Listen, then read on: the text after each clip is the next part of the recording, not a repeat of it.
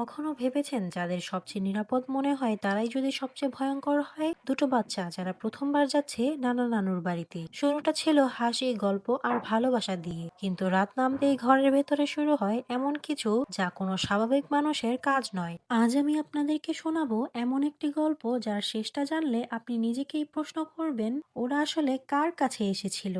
চলুন শুরু করি দ্য ভিজিট সিনেমার রহস্যময় গল্প। মুভি শুরু হয় লরেটা নামে এক সিঙ্গেল মায়ের ইন্টারভিউ দৃশ্য নিয়ে। এই ইন্টারভিউ নিচ্ছিল তার দুই সন্তান, একজন তার মেয়ে বেকা, আরেকজন তার ছেলে টাইলার। তো লরেটা ক্যামেরার দিকে তাকিয়ে বলে সে যখন হাই স্কুলে পড়তো তখন এক ইংলিশ টিচারকে সে ভালোবেসে ফেলেন, কিন্তু তার মা বাবা এই সম্পর্ক কখনো মেনে নেয়নি। তো এ নিয়ে একদিন বড় ধরনের ঝামেলা হলে সে মাত্র 19 বছর বয়সে বাড়ি ছেড়ে চলে যায়, আর সেই টিচারকে মানে তার বাবাকে বিয়ে করে। এই ঘটনার পর থেকে সে কখনো তার মা বাবার সাথে যোগাযোগ রাখেনি, যদিও বর্তমানে তার স্বামী এখন অন্য এক মেয়ের জন্য তাকে ছেড়ে চলে গেছেন। তবে সম্প্রতি ইন্টারনেটে লরেটার মা বাবা তার সাথে যোগাযোগ করেন এবং এক সপ্তাহের জন্য নাতি নাতনিকে তাদের কাছে পাঠানোর জন্য অনুরোধ করেন। তাই নানা নানির সাথে প্রথম সাক্ষাতের মুহূর্তগুলো দৃশ্যবন্দী করে রাখতে বেকা একটি ডকুমেন্টারি শুট করছিল, আর এটাই হলো তার মায়ের ইন্টারভিউ নেওয়ার কারণ। তো বেকা তাকে জিজ্ঞেস করে যেদিন সে ঘর ছেড়ে চলে গিয়েছিল সেদিন আসলে কি ঘটেছিল। লরেটা এই প্রশ্নের উত্তর দিতে চায় না। সে বলে তোমরা চাইলে তোমাদের নানা নানির কাছে এই প্রশ্নটি জিজ্ঞেস করতে পারো। তো সেখানে তারা 5 দিন অবস্থান করবে বলে ঠিক হয়। তো পরের সিনে লরেটা তাদেরকে ট্রেনের স্টেশনে পৌঁছে দিয়ে আসেন এবং খানিক বাদে ট্রেন ছেড়ে দিলে বেকা তার ক্যামেরা দিয়ে ভিডিও শুরু করে। সে বলে তাদের মা মিগেল নামে একজনের সাথে ডেট করছে, আর এই কারণে তারা নানা বাসায় যাওয়ার জন্য জিদ করছিল যাতে তাদের মা নিশ্চিন্তে মিগেলের সাথে জাহাজ ভ্রমণে যেতে পারে। তো টাইলার ওয়াশরুমে গেলে আমরা দেখি সে টিস্যু দিয়ে এর দরজা খুলছে। তখন বেকা বলে যখন থেকে তাদের বাবা তাদেরকে ছেড়ে চলে গিয়েছে সেই থেকেই টাইলার জার্মাফোব নামের সমস্যায় ভুগছে, মানে যারা সবসময় জীবাণুর আতঙ্ক নিয়ে থাকে, যার কারণে এরা মোটেও নোংরা জিনিস সহ্য করতে পারে না। এবং এটাও কিন্তু এক ধরনের মানসিক সমস্যা। তবে সে র‍্যাপ সং গাইতে ভীষণ ভালোবাসে। তো ফাইনালি তারা সোমবার সকালে মেসনভিল নামে একটা ছোট্ট গ্রামে তার নানা নানির কাছে পৌঁছে যায়। তারা অধীর আগ্রহে তাদের নাতি নাতনির জন্য অপেক্ষা করছিল। তো বেকা তার ক্যামেরায় তাদের দুজনের সাথেই পরিচয় করিয়ে দেয়। তখন জানা যায় তার নানার নাম হলো ফ্রেডরিক স্পেন্সার জেমিসন এবং তিনি একজন ফার্মার, আর কিউট নানির নাম হলো মারিয়া বেলা জেমিসন। এত বছর পর নাতি নাতনিদের কাছে পেয়ে তিনি বেশ ইমোশনাল হয়ে পড়েন। তাদের যেন বিশ্বাসই হচ্ছিল না যে তারা সত্যি এখানে চলে আসবে। তো বাসায় পৌঁছে যাওয়ার পর বেকা পুরো বাড়ি ঘুরে তার ক্যামেরা নিয়ে রেকর্ড করতে থাকে, আর টাইলার তার নানা নানিকেও র‍্যাপ সং শুনিয়ে দেয়। তাদেরকে পেয়ে দুই বুড়ো মানুষের জীবনটাই যেন মুহূর্তে বদলে গিয়েছে। তো বিকেল বেলায় ফ্রেডরিক তাদের রুমে এসে বলে তারা যেন বেসমেন্টে না যায়, কারণ সেই জায়গাটি অনেক বেশি নোংরা, আর সে চায় না তারা অসুস্থ হয়ে পড়ুক। এ সময় নানিকে দেখা যায় সে তাদের জন্য স্পেশাল কুকিজ তৈরি করছে। তো স্কাইপে মায়ের সাথে কথা বলার পর বেকা টাইলরকে আরেকটি ক্যামেরা ধরিয়ে দেয় এবং বাড়ির চারপাশ ঘুরে তাকে ভিডিও করতে বলে। টাইলার তখন বাইরে বের হলে দূর থেকে তার নানাকে একটা জিনিস হাতে ছোট ঘরে প্রবেশ করতে দেখে। সে কাছে গিয়ে তাকে ডাকলেও ফ্রেডরিক তার ডাকে কোনো সাড়া না দিয়ে সেখান থেকে চলে যায়। নানা কেন তার সাথে এমন করলো টাইলার সেটা বুঝতে পারছিল না। তো রাতের বেলায় সে তাদের রুমে এসে বলে তারা যেহেতু বুড়ো মানুষ তাই 9:30টার পরেই তারা এখানে ঘুমিয়ে পড়ে। কিন্তু কিছু সময় পর বেকার খিদে পেলে সে নানির বানানো কুকিজ খাওয়ার জন্য রুম থেকে বের হয়, আর তখনই সে দেখে তার নানি হেঁটে হেঁটে খুব বিশ্রীভাবে বমি করছে। এই দৃশ্য দেখার পর সে ভয় পেয়ে রুমে ফিরে আসে। তারপরের দিন সকালেই সে তার নানার কাছে গিয়ে এই ব্যাপারে কথা বলে। তখন ফ্রেডরিক জানায় গতরাতে তার নানির স্টোমাক ফ্লু হওয়ার কারণে সে এভাবে বমি করছিল। তবে চিন্তার কোনো কারণ নেই, বুড়ো বয়সে প্রায় সময়ই এরকম হয়ে থাকে। তো এরপরে বেকা টাইলরের সাথে বাড়ির নিচের একটি জায়গায় লুকোচুরি খেলা শুরু করে, কারণ তার মা লরেটাও ছোটবেলায় এখানে খেলা করত। তো বেকা যখন টাইলারকে সেখানে খুঁজছিল তখন হঠাৎ করেই সেখানে নানি চলে আসে আর টাইলারকে তাড়া করতে থাকে। সে এতে ভীষণ ভয় পেয়ে সেখান থেকে পালিয়ে যায়। তো নানি এবার বেকাকে দেখতে পেয়ে তার দিকে খুব অদ্ভুত ভাবে আগাতে থাকে। বেকা তখন পিছনে ফিরে তাকে এই অবস্থায় দেখতে পেয়ে আতঙ্কে চিৎকার করে ওঠে আর সেখান থেকে দ্রুত বেরিয়ে আসে। তাদের পিছে পিছে নানিও সেখান থেকে বের হয় এবং বের হয়ে সে এমন ভাবে হাসতে থাকে যেন কিছুই হয়নি। এমনকি তাদেরকে তাড়া করতে গিয়ে তার স্কার্টের পেছনের অংশ যে পুরোটাই ছিঁড়ে গিয়েছে সেদিকেও তার কোনো খেয়াল নেই, বরং সে হাসি মুখে বলে সে এখন তাদের জন্য চিকেন রান্না করবে, এবং এটা বলার পরপরই সে সেখান থেকে চলে যায়। এদিকে টাইলার আর বেকা এই আকস্মিক ঘটনায় একদমই হতভম্ব হয়ে পড়ে। নানি যে তাদের সাথে এরকম করবে তারা কখনই ভাবতে পারেনি। তো এরপরে নানা নানি যখন হাঁটার জন্য বাইরে বের হয় তখন ডক্টর স্যাম নামে একজন ডাক্তার বাড়িতে চলে আসে। স্যাম বেকাকে জানায় সে যে হসপিটালে কাজ করে সেখানে ভলেন্টিয়ার হিসাবে তার নানা নানি রোগীদের কাউন্সিলে তাকে সাহায্য করে, কিন্তু গত কয়েকদিন ধরেই তারা কাজে আসছে না এবং ফোনেও তাদের সাথে যোগাযোগ করতে পারছে না বলে সে তাদের খোঁজ নিতে এখানে আসে। তো সবকিছু ঠিকঠাক আছে এটা জানার পর ডক্টর স্যাম সেখান থেকে চলে যায়। এদিকে টাইলার ইনভেস্টিগেট করতে তার ক্যামেরা নিয়ে সেই ছোট ঘরে চলে আসে যেখানে সকালবেলা তার নানাকে দেখেছিল। তখন সে ভেতরে গেলে দেখে সেখানে বয়স্কদের এক গাদা নোংরা ডায়াপার জমা করে রাখা হয়েছে এবং এগুলোর মালিক যে নানা ফ্রেডরিক সেটা নিশ্চয়ই আপনাদের বোঝা হয়ে গিয়েছে। তো এই ভয়ঙ্কর জিনিস উদ্ধারের পর টাইলার তখনই দিকবেদিক শূন্য হয়ে সেখান থেকে ছুটে বেরিয়ে আসে। যারা সবসময় জীবাণুর আতঙ্কে থাকে তাদের জন্য এটা একটা ভয়ঙ্কর জিনিস। এ সময় তার চিৎকারে নানিও সেখানে হাজির হয়। তো এরপরে সে বাড়িতে গিয়ে টাইলারকে বোঝায় যে তার নানা ইনকন্টিনেন্স নামে একটি সমস্যায় ভুগছে। এর মানে হলো টয়লেটের উপর তার কোনো কন্ট্রোল নেই, যার কারণে তাকে পুরো সময় ছোট বাচ্চাদের মতো ডায়াপার পরে থাকতে হয়। আর এতে সে খুবই লজ্জিত, তাই নানা এগুলো সেখানেই লুকিয়ে রাখে। তো ফ্রেডরিক এরপর তাদের দুজনকেই লরেটার হাই স্কুলে নিয়ে যায় যেখানে তাদের মা এক সময় পড়াশোনা করেছেন। এ সময় ফ্রেডরিক হঠাৎ রাস্তার ওপারে এক লোককে দেখে বলে সে অনেকক্ষণ ধরেই আমাদেরকে ফলো করছে। এটা বলেই সে লোকটিকে ধরতে ছুটে যায় আর তাকে মারতে শুরু করে, যদিও সে লোকটি তাদের আসলে ফলো করছিল না। তো রাতের বেলায় 10:30টার দিকে বেকা আর টাইলার তাদের রুমের বাইরে কিছু শব্দ শুনতে পায় আর তখন তারা দরজা খুলতেই দেখে নানির শরীরে কোনো কাপড় ছাড়া দেয়ালে ক্রমাগত আঁচড় কেটে যাচ্ছে। স্বাভাবিকভাবেই এই দৃশ্য দেখার পর তারা ভীষণ ভয় পেয়ে যায়। তো সকাল হলে বেকা আবারও ফ্রেডরিকের কাছে গিয়ে গত রাতের ঘটনার কথা জানায়। তখন সে বলে নানি সানডাউনিং নামে এক ধরনের স্মৃতি বিভ্রম রোগে ভুগছেন। এতে সূর্য ডুবে গেলে রাত হলে একটা নির্দিষ্ট সময় পর রোগীদের মাথা আর ঠিক থাকে না, যার কারণে তারা অদ্ভুত সব আচরণ শুরু করে। কাজেই রাত 9:30টার পর থেকে তারা যেন দরজা না খুলে এবং রুম থেকেও বের না হয়। তো এর পরের দৃশ্যে মারিয়া বেকাকে বলে সে যখন বিস্কুট বানাচ্ছিল ওই সময় তার ল্যাপটপের ক্যামেরায় কিছু একটা লেগে গিয়েছে। সে পরিষ্কার করার অনেক চেষ্টা করেছে কিন্তু কিছুতেই যাচ্ছে না। এজন্য নানি তাকে সরি বলে সেখান থেকে চলে যায়। তো টাইলার নানির এই অদ্ভুত আচরণ নিয়ে সন্দেহের কথা জানালে বেকা তার কথা উড়িয়ে দেয় আর বলে সানডাউনিং সম্পর্কে সে গুগল করে জেনেছে বুড়ো মানুষদের জন্য এটা একটা কমন রোগ। টাইলার এরপর ভিডিও কলে তার মাকেও এই ব্যাপারে জানায়, কিন্তু ক্যামেরায় কিছু লেগে থাকার কারণে লরেটা তাদেরকে দেখতে পাচ্ছিল না। সবকিছু শোনার পর সে বলে তাদের যেহেতু এখন বয়স হয়ে গিয়েছে তাই এই সমস্যাগুলো দেখা দিচ্ছে, কাজেই এটা নিয়ে আতঙ্কিত হওয়ার কোনো কারণ নেই। এরপরে বেকা নানিকে ইন্টারভিউ নেওয়ার জন্য কথা বললে সে এতে রাজি হয় আর বেশ পরিপাটি হয়ে ক্যামেরার সামনে বসে যান। এই ব্যাপারে সে দারুণ এক্সাইটেড। তো বেকা তাকে জিজ্ঞেস করে যেদিন তার মা ঘর ছেড়ে চলে গিয়েছিল সেদিন আসলে কি ঘটেছিল।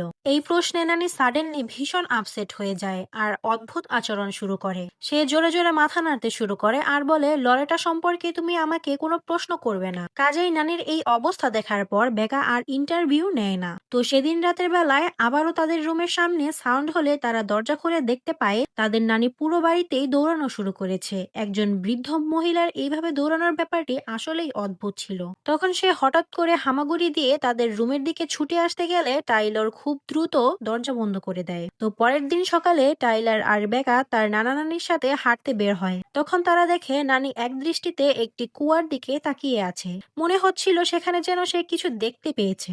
এরপরে তারা বাড়ি ফেরার পর দুই ভাই বোন একে অপরের ইন্টারভিউ নিতে বসে যায়। তখন জানা যায় বাবা তাদের ছেড়ে চলে যাওয়ায় বেকা এতটাই মানসিকভাবে ভেঙে পড়ে যে সে নিজেকে মূল্যহীন ভাবতে শুরু করে আর এই কারণেই সে আয়নাতে নিজের চেহারার দিকে তাকাতে পারে না এবং সে বাবাকে কখনোই ক্ষমা করবে না। এদিকে টাইলারের ধারণা তার কারণেই তার বাবা তাদেরকে ছেড়ে চলে গিয়েছে, কারণ ছোটবেলায় এক ফুটবল ম্যাচে সে নার্ভাস হয়ে একদম ফ্রিজ হয়ে গিয়েছিল, মানে নড়াচড়া করার ক্ষমতা হারিয়ে ফেলেছিল। তো এতে তাদের বিপক্ষ দল জিতে যায়, কিন্তু এই ঘটনায় বাবা তাকে কোনো বকা দেয়নি, এমনকি একটা কথাও বলেনি। তাই সে ধরে নিয়েছে তার ব্যর্থতার কারণেই বাবা তাকে ভালোবাসে না। আসলে মা বাবার ডিভোর্সের পর বাচ্চারাও যে মানসিকভাবে কতটা সাফার করে সেটা তাদের এই ইন্টারভিউ থেকেই উঠে আসে। তো এর পরের দিন স্টেসি নামের এক মহিলা নানা নানির খোঁজে সেখানে চলে আসেন আর বলেন সে যখন হসপিটালে মানসিকভাবে অসুস্থ ছিল তখন তার নানা নানি তার অনেক খেয়াল রাখে এবং হসপিটালের একটা ঘটনা জানাতেই সে এখানে এসেছেন। তো এ সময় তারা বাড়িতে না থাকায় সে পরে আরেকবার আসবে এটা বলে সেখান থেকে চলে যায়। তো নানা নানি যখন বাসায় ফিরে আসে তখন বেকা হঠাৎ হাসির শব্দ পায়। সে গিয়ে দেখে তার নানি দেয়ালের দিকে তাকিয়ে একটানা হেসে যাচ্ছে। বেকা তখন কাছে গিয়ে তার হাসির কারণ জিজ্ঞেস করে, কিন্তু নানি এই প্রশ্নের জবাব না দিয়ে হঠাৎ নিজের স্কার্ফ দিয়ে নিজেকে শ্বাসরুদ্ধ করে মারার চেষ্টা করে। বেকা তখন কোনো মতে তাকে ধরে থামিয়ে দেয়। এরপর নানি বলে তার মধ্যে এমন ভয়ঙ্কর কিছু ডার্ক সিক্রেট আছে যেগুলো ভুলে থাকার জন্যই সে এভাবে হাসতে থাকে। তার এই কথা শোনার পর বেকা এবার বেশ ঘাবড়ে যায়। তাই সে তখনই নানির ব্যাপারে কথা বলতে ফ্রেডরিকের কাছে চলে আসে আর গিয়ে দেখে সে তার মুখের ভেতর বন্দুকের নল ঢুকিয়ে বসে আছে, যেন সে নিজেকে গুলি করে মারার চেষ্টা করছে। তবে সে বেকাকে দেখতে পেয়ে তার মুখ থেকে সেটাকে সরিয়ে নেয় আর কিছুটা অপ্রস্তুত হয়ে বলে সে বন্দুকটাকে পরিষ্কার করছিল, অন্য কিছু নয়। তো বেকা তাকে নানির অবস্থার কথা জানালে ফ্রেডরিক বলে সে এখনই গিয়ে তাকে চেক করবে, এ নিয়ে চিন্তিত হওয়ার কোনো কারণ নেই। এগুলো দেখার পর বেকা এবার বুঝতে পারে নানির মতো তার নানাও মানসিকভাবে সুস্থ নয়। তাই সে আর টাইলার দুজনে মিলে রুমের ভেতরে ক্যামেরা বসিয়ে দেয়। তো রাত 9:30 বেজে গেলে প্রতিদিনের মতোই নানির অদ্ভুত কর্মকাণ্ড শুরু হয়ে যায় এবং এই দৃশ্যগুলো ক্যামেরাতে রেকর্ড হতে থাকে। তখন সে একদম আচমকা ক্যামেরার সামনে চলে আসে আর ভয়ঙ্করভাবে চিৎকার করে ওঠে। তো নানি এরপরের ক্যামেরাটি তুলে নিয়ে বেকাদের রুমের সামনে রেখে দেয় এবং খানিক বাদেই একটা ছুরি নিয়ে তাদের দরজা খোলার চেষ্টা করতে থাকে, কিন্তু দরজা লক থাকার কারণে সে ভিতরে ঢুকতে পারে না। তো এর পরের দিন বেকা আর টাইলার গতরাতের ভিডিও ফুটেজ চেক করে আর নানিকে এইভাবে ছুরি হাতে দেখে তারা ভীষণ ভয় পেয়ে যায়। এখানে থাকা আর মোটেও নিরাপদ নয় এটা বুঝতে পেরে বেকা বলে তারা আজ রাতেই এখান থেকে চলে যাবে, তবে ততক্ষণ পর্যন্ত তাদের কাছ থেকে দূরে থাকার জন্য তারা ঘরের বাইরে সময় কাটানো শুরু করে। এতে নানার মনে সন্দেহ জাগলে সে জিজ্ঞেস করে যে তাদের কিছু হয়েছে কিনা। তখন বেকা তার সন্দেহ দূর করতে বলে না, কিছুই হয়নি, তারা বল নিয়ে খেলছে। কিন্তু তাতেও সে চলে না গেলে বেকা তখন তার নানার ইন্টারভিউ নেওয়ার কথা বলে। ফ্রেডরিক এতে রাজি হলে বেকা প্রথমেই কয়লার খনিতে তার কাজের এক্সপেরিয়েন্স সম্পর্কে প্রশ্ন করে। এতে ফ্রেডরিক জানায় একদিন রাতে ফ্যাক্টরিতে যখন সে কাজ করছিল তখন একটা সাদা আকৃতির অদ্ভুত প্রাণী সে দেখতে পায়, যেটির চোখগুলো ছিল ভয়ঙ্কর রকমের হলুদ এবং এ ব্যাপারে সে বাকিদের জানালেও কেউ তার কথা বিশ্বাস করেনি।